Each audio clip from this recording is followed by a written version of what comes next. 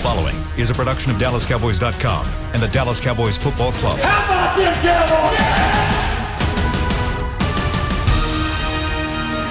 This is Mick Shots. Streaming live on DallasCowboys.com and the official Dallas Cowboys app. Now, here are Bill Jones, Everson Walls, and Mickey Spagnola. Well, there's got to be a morning after, and there's also got to be an afternoon after. And here we are for another edition of Mick Shots. And boy, do we have a lot to talk about over the course of the next 45 minutes. I just got one thing to present right off the top. Why can't anybody play any defense anymore? My high school team gave up 57 points on Friday night. My college team gave up 37, but it felt like 77 on Saturday night. And my NFL team, I think the Cleveland Browns, well, they could still be scoring if they wanted to be scoring. And here we are for another week of this. Bill Jones, Everson Walls, and Mickey Spagnola inside the SWBC Mortgage Studios where the sun came up this morning. Right, Mickey? I think it did, yes. It didn't come up for the Cowboys, though. I'll guarantee you that, especially a defense that gives up 49 points. You know what? I've decided this is probably the most absurd season in the most absurd year I've lived. And I think that kind of sums up what took place at AT&T Stadium on Sunday. You have an offense that, scores as many points as the Cowboys did and nearly scored 40-some, gains 566 yards. Your quarterback throws for 502, and you get beat.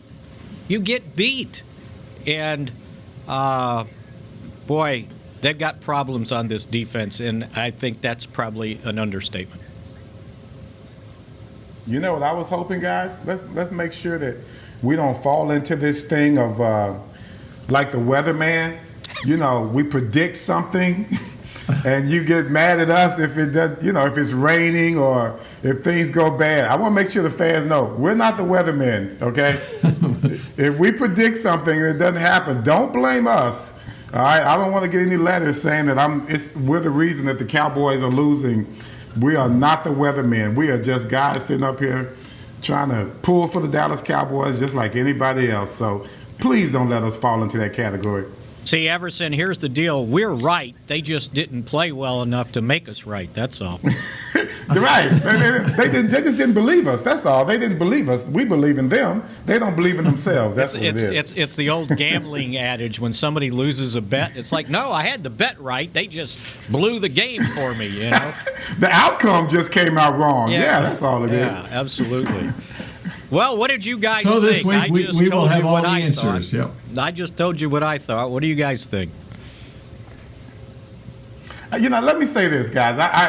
I'm always the optimistic guy, even more optimistic than Bill sometimes when it comes to the Cowboys. Like I said, I never pick them to lose. I don't care. Even if I was if I was picking games for that 1-15 team that I was a part of, I'd probably lose. I'd probably still pick the Cowboys for every game. I just can't not pick them. My optimism just comes from being a Cowboy fan growing up. We all know about the comebacks that we've been a part of. I don't care if Rodgers quarterbacking. I don't care if Romo, Quincy Carter. It doesn't matter. We always had hope of comebacks when everything seemed down. I was part of that 1985 team, and we brought it up, I think, a couple of weeks ago in regards to getting blown out twice in 1985, 44-0 by the Chicago Bears at home. Then we went up to Cincinnati.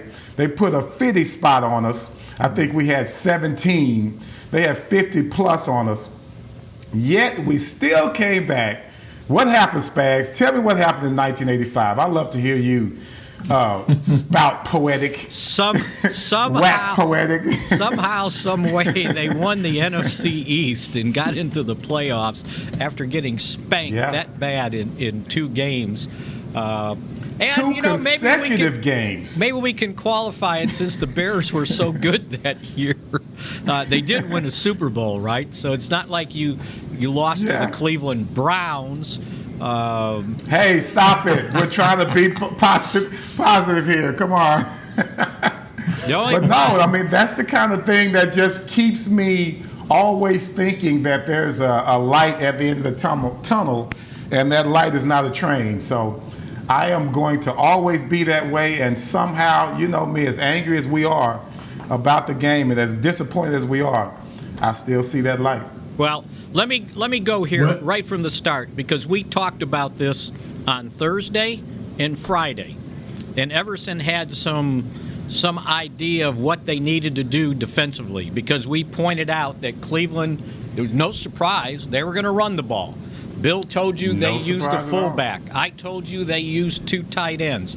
They were going to run the ball, and the Cowboys had not played a team yet that wanted to primarily run the football. They played teams at 3 wide.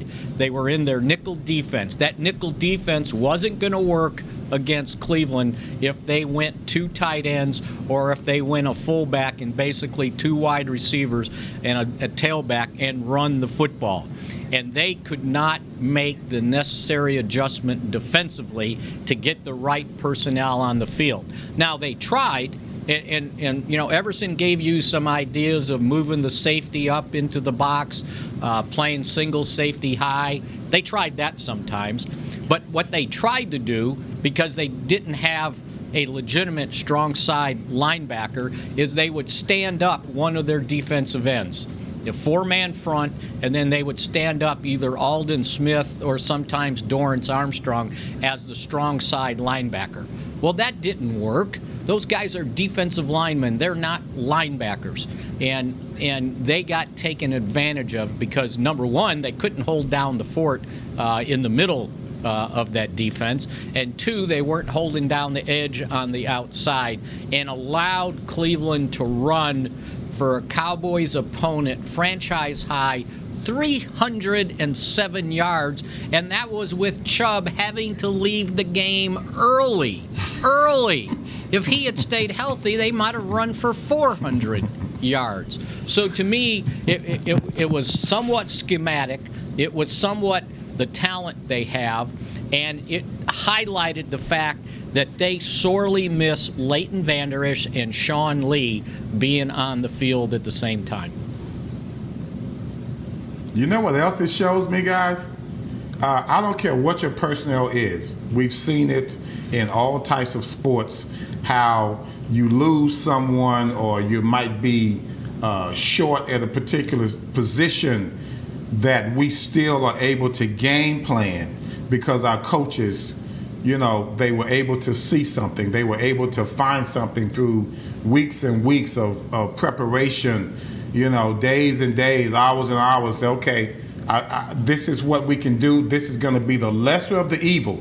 We may not be able to dominate these guys. We may not even be able to control them, but we'll come up with something that's going to be the lesser of the evil to where we can hang on enough to give this team a chance to win. I didn't see any adjustment. I didn't see any scheme that was going to give us a chance to stop them. It's like, you know, Bill's high school team. I mean, they're just resigned to the fact that they're going to give up points. That is not the way a professional team, especially a team with this kind of talent, should be thinking. Early on, earlier before the season started, we were all over Will McClay and talking about the people that he brought in. I still believe that the people he brought in can make plays because we've seen them make plays with other teams. So the fact that they're not making them with this one, either they're not buying into the game plan or someone's not relaying the message correctly. Because right now, no one knows what they're doing, and once you get into not knowing what you're doing, frustration sets in, and then you see that, forgive the term, piss poor effort defensively, especially on that Beckham end around play. That was where the Cowboys defensively had just succumbed to their own incompetence. They just gave up. They didn't even think about trying to stop anybody because they were worried about how frustrated they were. That's when you lose that team concept. I saw that fully, and it all culminated on that play, that end around to Beckham. Well, there's so much to get to here, and one of the things, just since you brought up how this team was put together in the offseason with Will McClay, it was put together with the idea that Leighton Vander Esch and Sean Lee would be there, and with the idea that Gerald McCoy would be up front in that defensive line as well. That's no excuses. Injuries happen in this league. But that was a game yesterday when you're going up against a team who is intent on running the football, that Sean Lee would have had 20 tackles in that game. And he gets the 20 tackles because he can read and react. He can get around the big lineman. He's done enough film study, and he has enough athletic ability to where he can get around to the spot that he needs to be in to avoid the big offensive lineman to make a tackle. Joe Thomas, I thought, in his career, Joe Thomas has been a backup player, and I think he's shown signs of really playing well. When he's had the opportunity here this season as a starter, but he doesn't have the same kind of experience that a Sean Lee has. Even with a Leighton Vander Esch, he obviously has the athletic ability. But I haven't seen yet in his career him have those games where he can just snuff out a team like Sean Lee has in the past. Now, I know everyone will say, Sean Lee can't stay on the field. But the point is, if you go look at the way Sean Lee plays linebacker, that is the way you play linebacker in this league. The other part of it is when, and Mick, you talked about they basically went to an Oklahoma 52 defense where they had 5 defensive linemen up on the line of scrimmage to try to stop the run, but those ends are either Alden Smith and DeMarcus Lawrence, who's not a 3-4 outside linebacker. I mean, they had 3 defensive linemen. I mean, you look at their snap counts and it shows with Tristan Hill, Dontari Poe, and who am I forgetting in there? And Antoine Woods, and then they would rotate Tyrone Crawford in. They basically was a 3-4 with that fourth. They had, whether it be Everson Griffin, Alden Smith, DeMarcus Lawrence, Dorrance Armstrong as those outside guys, and they couldn't stop. Well, those guys aren't 3-4 outside linebackers. I mean, DeMarcus Ware was. Anthony Spencer was. If you go back and look at how Anthony Spencer played as a 3-4 outside linebacker, I mean, and he played his rear end off every snap of his career.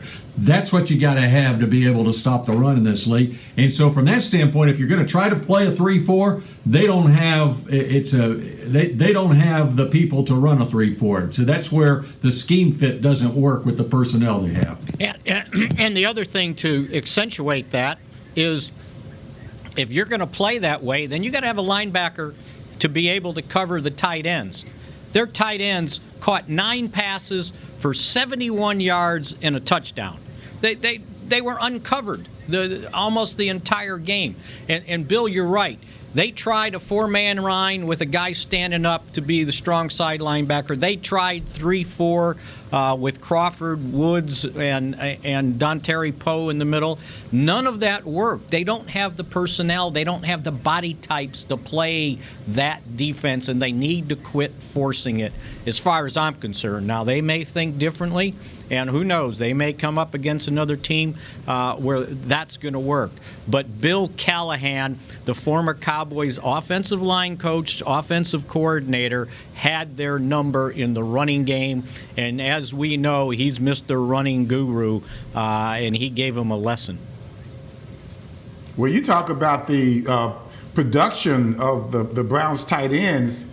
You know, when we did our pick to click, of course, I picked Schultz for my guy. And it was starting because off I assumed it did. I assumed that with us running the ball and with them concentrating on the run so much that eventually that middle is going to open up because those linebackers are going to be sucked in on Zeke. Schultz could get behind them in the zone. That's what I was assuming was going to happen for us. I did not know that would be what was going to happen for them. That's the kind of thing that kind of you're looking for Beckham, you're looking for Landry, and you're looking for them to do their thing, which they did, but you didn't think of having a steady diet of the tight ends. And I guess we should be accustomed to that because really we haven't covered the tight end since last year as far as our defensive scheme is concerned. When you talk about this defense, now you look at the concerns that we all had in Mike Nolan. I didn't know much about Mike Nolan, but as we look back through it, what I saw was aggression. I saw aggression in all of the calls that he made, and I always assumed that Mike Nolan was not effective wherever he went because he just didn't have the talent. So what I'm thinking with Will McClay coming in and signing this talent, and yes, like you said, Bill, a lot of them got hurt. We had a lot of changes that were unexpected. But at the same time, we have a big bench over there, okay? And we also, what I thought, had a coach that would be able to adapt, defensive coach that would be able to adapt to the issues that we have. We had a rush defense problem before he got here. I assumed that he was going to remedy that. It doesn't seem like he has a clue on how to do it, especially with the injuries, unexpected injuries that he's faced throughout this offseason. And once again, Bill, everyone's got injuries. Everyone's got these unexpected things happen, especially with this pandemic. We have to be somehow able to come through with that with no excuses. If nothing else, just be able to give a bit of support to one of the best offenses in the NFL right now. Just give us just a smidgen of help, and you just be surprised at how we could turn 3 losses maybe into just 1 loss or just 2 losses. We got to take a break here, but the other part of that, as far as and this goes back to Bill Callahan too. The tight ends for Cleveland did a good job in the run game blocking too, where even though Jalen Smith or Joe Thomas is. All right, first off, the Cowboys did a poor job setting the edge a lot of times defensively, but then also those tight ends did a good job of blocking the Cowboy linebackers who couldn't get out to the outside. You can go back and look through the tape and see a lot of that going on in this game. So anyway, I mean, as it was, and by the way, as you were talking, Everson, I went back and looked up. As this was happening, I was thinking, this reminds me of Cincinnati in 1985. And the final score in that game was 50-24. And I looked it up. It was 36-3 early in the third quarter. Yep. And the Cowboys gave up 307 yards rushing to Cleveland. Well, in that game, the Cowboys against Cincinnati gave up 583 total yards in that game, which is a mouthful in 1985. and that was with Too Tall, Randy, and the guys. That was the doomsday defense, and it was doomsday for us that day. Yesterday was doomsday. I should have thought of that. Let's see. Where is it? Okay, rushing offense for Cincinnati that day, they had 284 yards rushing. So they were coming close to 307. So that's when I had Montoya was in my face 30 yards down the field, and I couldn't even see Brooks behind him. I'm trying to keep myself alive and see the running back behind him, and Brooks was just running all over the place. And who the Cowboys? Hey, and you know who the Cowboys played the next week?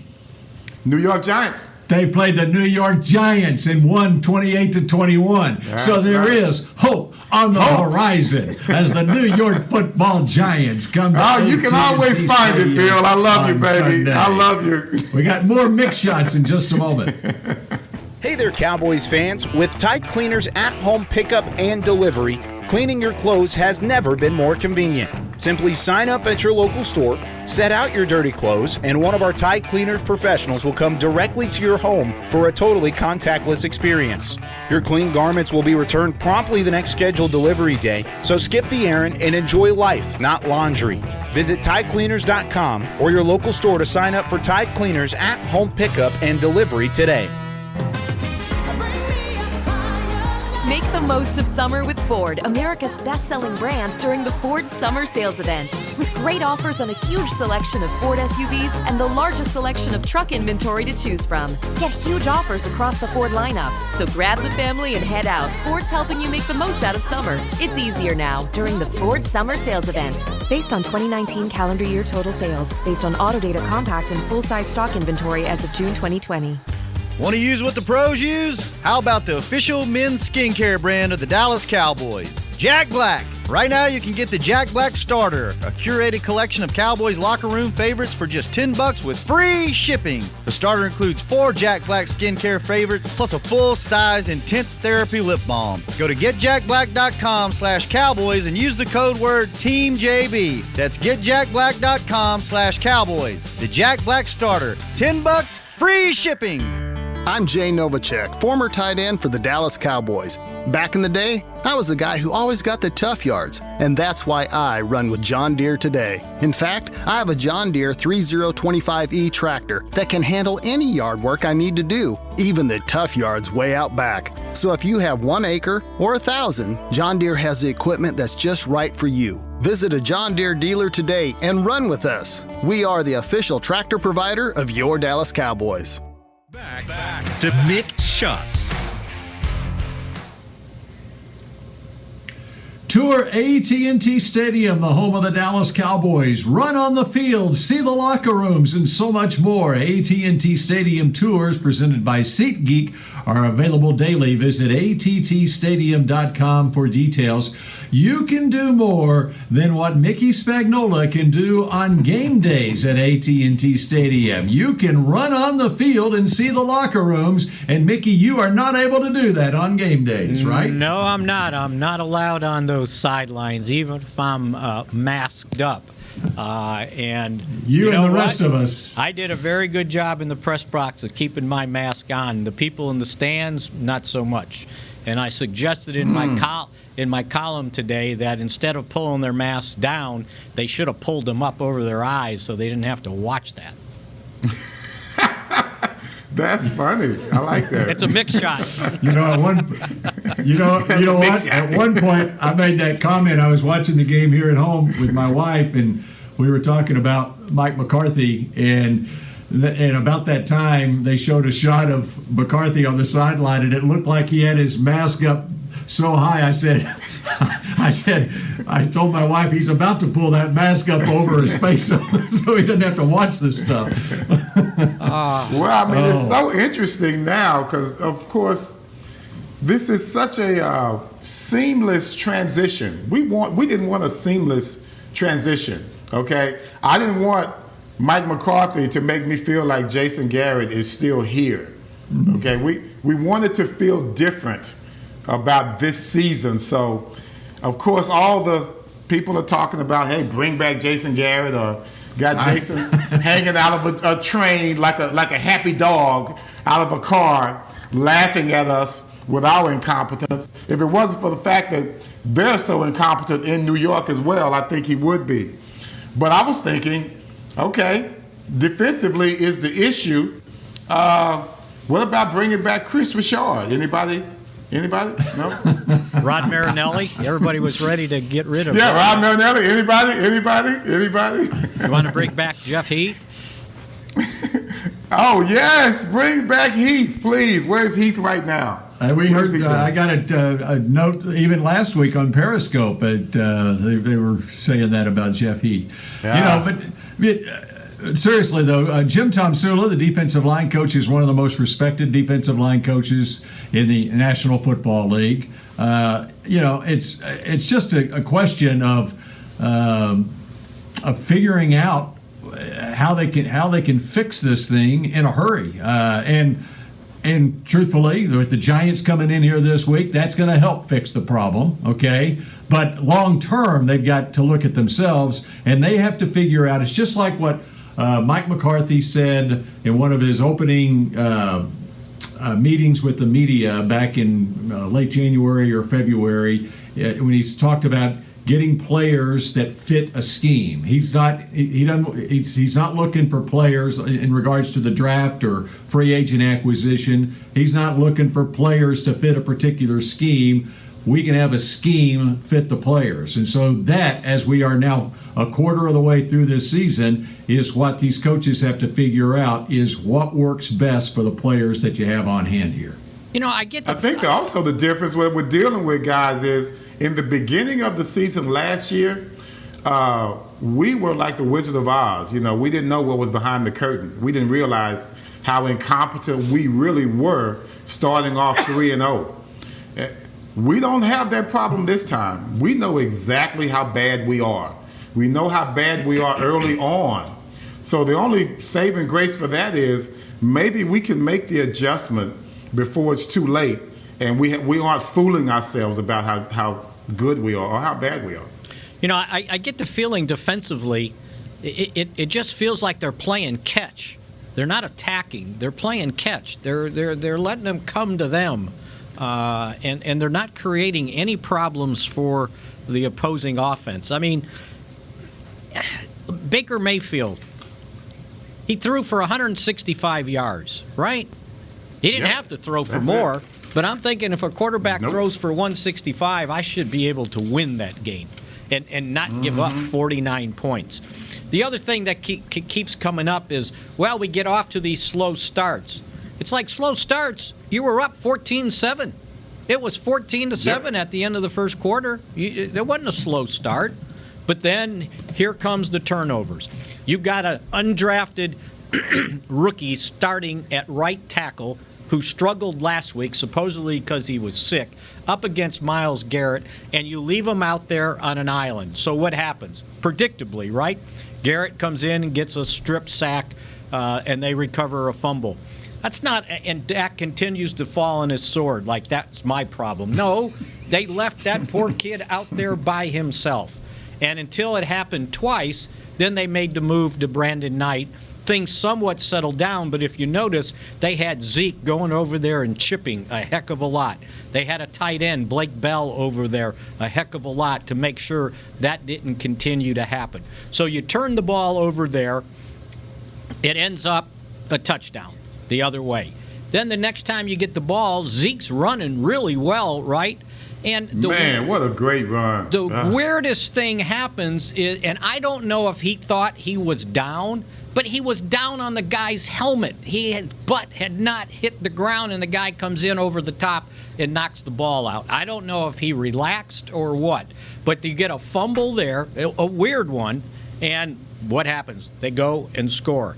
And then the other turnover, we talked about it already, where Amari Cooper didn't run his route correctly. He's at the 4-yard line. They're going to score, and they're going to be down by, 3 again? If they get another 2-point conversion, which, by the way, I looked it up. They had 3 2-point conversions in that fourth quarter. The season record for converting 2-point conversions in club history is 3. For the season. They did it in one quarter. We got 2. Right? and so who knows? They're going to go back and score. They're down 41-14, and the next thing we know in the fourth quarter, it's a 3-point game. It's a 3-point game. There were no more miracle watermelon kicks, right? But still, they had erased that deficit. Think about that. A 27-point deficit, and they erased it. And there were still 3 minutes and something to go. So that's got to be the frustrating thing, that your offense, and right now they're sitting, unless something weird happens tonight in those 2 games, their turnover differential's -7. -7 after 4 games. That's incredible. And some of them are weird turnovers, but it's doing them in offensively, because without those turnovers, they might have 600 total yards because no one can stop them. They just stop themselves. I got to say, guys, that with that play action pass you were talking about, Spags, yeah, you have to double clutch that. That was the whole point. You want to make a guy bite because of the play action, and we're going to try and hit the man deep. If I'm not mistaken, that was going to be a deep pass down the sideline. Yeah, it was. And I don't know if the guy was open or not, but when you have a play action, the quarterback must have protection. It's just no doubt about it. And you've got to hold a little bit longer because you're trying to let the play develop down the field. So you must hold on to the ball a little bit longer. Otherwise, you're just looking at hot routes. And it's just, you talked about Zeke's fumble. The weirdness with this team, that is our MO going all the way back to last year. There's always something, just, for just a street term, it's just stupid. You just see stupid things happening that really always lead to our demise. We could have told a weird story in almost every big loss last year and now going up into this year. And my last thing I'm going to say on this, and I think this is really, it sounds funny, but I think we should really start thinking about it. Whenever we're down, we are unstoppable when we go with pace. We do, right? We go with pace, and no one can stop us. How about revisiting 1990 and just turn into the Buffalo Bills? Let's just go no huddle as our game plan, period. Let's just line up, call plays at the line, and make it work. Because when you keep your pedal down on any defense, I don't care how good or bad they are, they're going to continue to feel that pressure over and over again the way the Buffalo Bills were doing with Jim Kelly, Andre Reed, James Lofton, Thurman Thomas. To me, that seems to be our only alternative if we're going to keep going down this defensive rabbit hole. Because at this point, our offense is the best we have. We've got some good special teams plays going as well. But I think offensively, we just need to keep the pedal down the entire game. It's happened before. It's not anything that's unusual. We've seen it work. They made it all the way to the Super Bowl. They almost won. So as far as I'm concerned, our offense that's our only saving grace for this team, is to just go straight up offense and just look for a defense to pitch in whenever they think they can. And that's the way the Buffalo Bills did it. Everson, let me ask you this. Does this Cowboys team have a Bruce Smith or a Cornelius Bennett? I know you were going there, William. I knew you were going there, sir. There's no biscuit. And the answer is no. But we are 1-3, guys, and we can't keep waiting like we did last year and be all optimistic and rosy colored and go, hey, we're going to pull out of it. Look at the way offense is playing. Oh, we've just got a couple of weird plays. You take out those weird plays, we'll get. No, I'm not waiting. I'm not waiting. We need to make a move. We need to make a move. And right now, we need to go with our strength. Our strength is offense and special teams, and let's just let the defense pitch in whenever they feel like it. Half game out of first place. With more. That's right. What were they saying in Philly? Sounded just like last year. What were they saying in Philly? Last year. What were they saying in Philly with 6 minutes left in the game last night? Okay, and they're trailing. They were going to be in 11. They're about to be 0-3-1, and within 5 minutes they're in first place. That can happen for the Cowboys too, especially with the New York Football Giants coming to town. More Mick shots in a moment.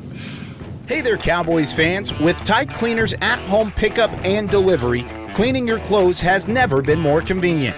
Simply sign up at your local store, set out your dirty clothes, and one of our Tide Cleaners professionals will come directly to your home for a totally contactless experience. Your clean garments will be returned promptly the next scheduled delivery day, so skip the errand and enjoy life, not laundry. Visit TideCleaners.com or your local store to sign up for Tide Cleaners at-home pickup and delivery today. Since 1865, Stetson hats are American-made with pride right here in Texas. And Stetson is proud to be on the field with America's team. Want to show your Texas and team pride too? You can. By purchasing your own Stetson, you can look just like how the flag guys do on field at every home game. Stetson hats, the official crown of all self-respecting Cowboys, and your favorite football team. Get yours today at shop.dallascowboys.com or at stetson.com. What do you call a group of grown men and women who get together every week, proudly wearing the star, to share a 3-hour-long ritual of cheering, shouting at the TV, and raising their Miller Lite together while yelling, "How about them boys?" You call it Miller Time and Cowboys Nation. Here's to the only beer of the Cowboys celebrating 60 years of greatness. Here's to the original light beer. It's Miller Time. Celebrate responsibly. 2020 Miller Brewing Company, Fort Worth, Texas. Hey, Cowboys fans, ready to spice up your next watch party? Bring Yo Quiero guacamole and be the game day hero. Yo Quiero means I want, and we know you want great, fresh-tasting, ready-to-serve guacamole for your home gating and tailgating events. Made with real avocados and the perfect blend of spices, it will be the star of any party. You can find us at your local Albertsons or Tom Thumb in the deli section. If you can't find it, talk to your store manager and tell them, Yo Quiero guacamole.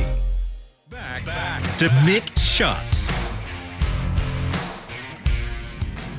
Help your fellow Cowboys Nation fans in their fight against cancer by purchasing Dallas Cowboys Crucial Catch gear. Not easy to say, and you can buy one of these pins too, like I've got on my mic right here. Support a great cause and look good doing it. Visit your local Dallas Cowboys Pro Shop or shop.dallascowboys.com.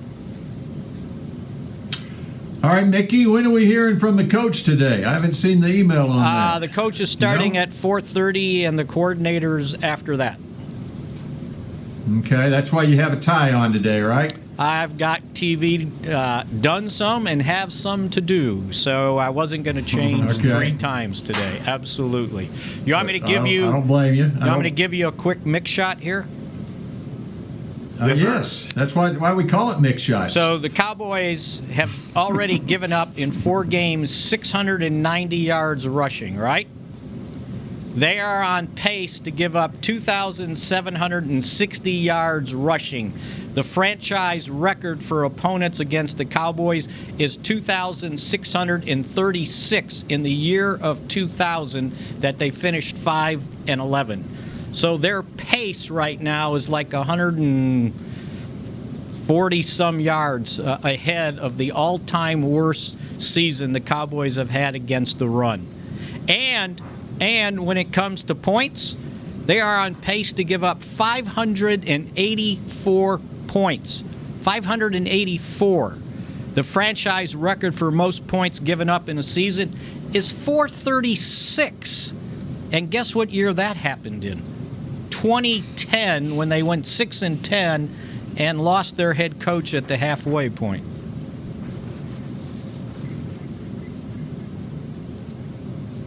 Started that year 1-7. Yes. And the head coach didn't make it to the second half of the season. And as a matter of fact... Is that Chan Gailey? That's Chan Gailey? No, Wade Phillips. No, in 2010 it was Wade Phillips, but in 2000... It was Dave 2000 Campbell. or 01?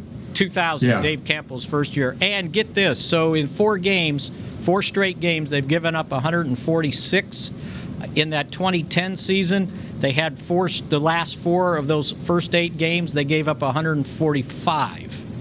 And the worst 4-game stretch I could find, now it's my research, and I kind of went through page by page and looked for big scores.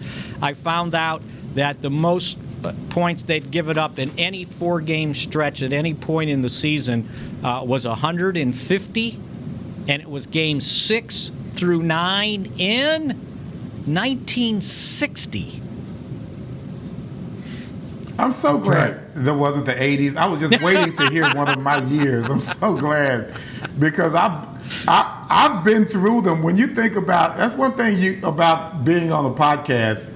You know, everything is out there. Your past just comes back to haunt you. Remember the Walter Payton days when we had to go up against him? And even though we were kicking their butts, Walter Payton just had a field day on us. I remember Bob Brunick never could find him no matter where he went. And this is a flex defense that's designed to beat Jim Brown. So you could just imagine how good Walter Payton had to be. Also, I never forget how many yards Eric Dickerson averaged on us. So we had to go up against Eric Dickerson not only in the playoffs, but also in the regular season. I believe he averaged over 200 yards against the famed flex defense and doomsday defense. So, yeah, been through it. I know exactly what they're going through. But one thing that we were always able to do, make the adjustments. That's what we always did. We made the adjustments. So that's what I'm waiting on this coaching staff to do. Shore this thing up, realize what the problem is, and don't be known for repeating the same mistake over and over again. That's one thing we were good at back in the 80s. Okay, one moment early in the game, Mike McCarthy was a genius. Cowboys faced 4th and 2 at the Cleveland 20-yard line, and he decides to go for it. 4th and 2 from the 20-yard line in a tie game, 7-7 with just over 2 minutes to play in the first quarter, and he went for it. And he was a genius for it because Dak Prescott threw a fastball that somehow got between 2 defenders and Amari Cooper in the end zone for a touchdown. Were you surprised that they went for it? And that's right, what a play by Dak. I did notice that, and I thought it was interesting that I think there was a timeout right before. There was a timeout. Cowboys called timeout right before it.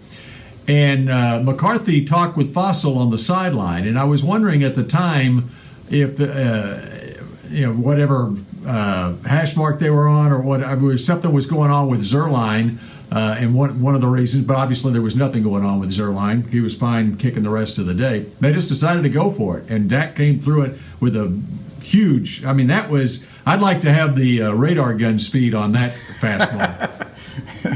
I think even Cooper was surprised that he walked in the end zone with that one. The cameraman missed it. Everyone missed it. Except for Dak and Coop. That was good stuff. Yeah, the 2 DBs missed it too, right? It looked like it was going to get intercepted. Yeah, it was beautiful. He had a couple passes like that where it looked like they were going to get intercepted. They got tipped. He had one to Schultz like that too. I thought it was a sheer touchdown. And I think it might have been Zendejo came flying through and broke up the pass. Yeah, it was a little beyond Zendejo's reach. Yeah. Or Dak needs to be careful in games like this, and there will be others like this to where sometimes he was just on automatic pilot. And let's face it, these guys, as much as he was threading the needle on a lot of these passes, there should have been at least 2 that could have been intercepted. There was one that ended the game. Yeah, well, he could have. I would say there were 3 passes throughout the course of the game, especially in the second half, where I thought they should have intercepted them. And so he needs to be a little careful because I know the pressure's on them to make every play. And no, not surprised that he went for it, Bill, because of the lack of defense that we're playing. We're going to go for it a lot on 4th down. We might as well get accustomed to it. And I have to say, I admire the guts to do it because I'm not going to sit back. If I'm McCarthy, I'm not going to sit back like Jason Garrett did and just wait on guys to make plays in a traditional manner. I'm going to force the issue as a head coach. All right, I need to get the cornerback's take on the touchdown. The Beckham touchdown is second of the day. Spags got it. Go ahead, Spags. I'm looking it up. I'm trying to remind myself. I want the cornerback. I want the cornerback's point of view on this one. Is that you, Spags? Yeah, right. Daryl Worley defending Odell Beckham one-on-one on the touchdown that tied the game at 14. Mr. Cornerback, what happened there? Well, I can tell you. Things just happened. Yeah, it was a great pass, by the way. You're talking about the pass from Landry, correct? No. I'm talking about Mayfield, play fake, and it was in a 4-yard pass on the goal line, and Daryl Worley's playing off Beckham, and it was just a slant, middle of the end zone. Now, well, at that point, I don't think he even thought he had a chance because he played scared. When you're on the goal line, it's feast or famine. I wouldn't even mind a PI in that position. You must get your hands on these guys because everything is a timing route. We have that route as well in our package. And I think we're almost 100% when we do the play action and we draw the safety in and you put the slant behind them. That's easy work. I have to say, forget that one, Bill. That's nothing compared to the lack of effort by the entire secondary on the end around. When you take a look at what happened on that play, to me, okay, schemes are one thing, Being beat is another. I got beat a lot when I played. But it was never because I gave up. And when you think of a running play or a passing play, they were looking for Beckham to go out of bounds. The secondary was hoping Beckham went out of bounds on that end around. And as far as I'm concerned, guys, that right there, back in the day, and I know I'm sounding like an old man, get off my lawn and all that kind of crap. But when you give a piss poor effort like that, that would get you replaced back in the 80s. And you know Jimmy Johnson did not play that crap. If you show a lack of effort like that, guys, they had just given up. They were hoping that he went out of bounds as opposed to forcing him to go out of bounds.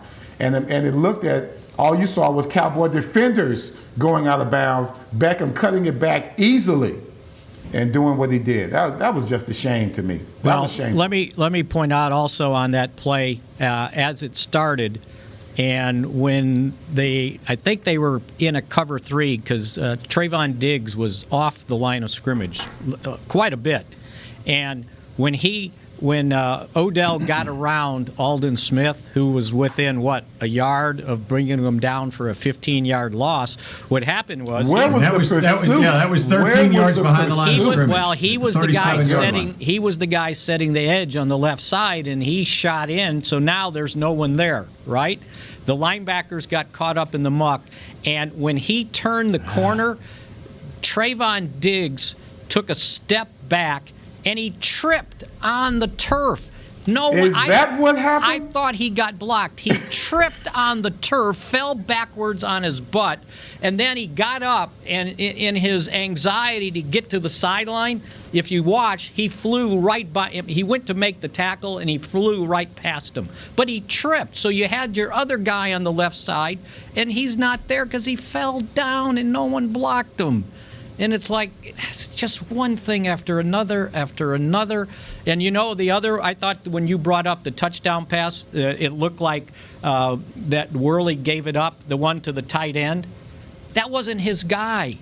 That Donovan Wilson, Worley was trying to get Donovan Wilson's attention, and he was close to the line, in close, and he's trying to get him to spread out, right? And then they had 3 guys come out, and Worley had his choice of one, right? And that was supposed to be the safeties guy, Now, Wilson, his body language, right? Wilson, though, I give him credit. That was his first extended play in the NFL, and he ended up, I think it was second on the team in tackles. I think that we may see that more now, that he'll be the guy at the other safety position. But I thought for the first time extended play, I thought he played pretty well. But again, it was almost like the week before. There's confusion on the line of scrimmage and coverage inside the 5-yard line. All right, we're out of time on this edition of Mix Shots, and so we will get at it again tomorrow at 1:30 live for more Mix Shots. Make it a great Monday, better than your Sunday was. This has been a production of DallasCowboys.com and the Dallas Cowboys Football Club. How about this, Cowboys? Yeah!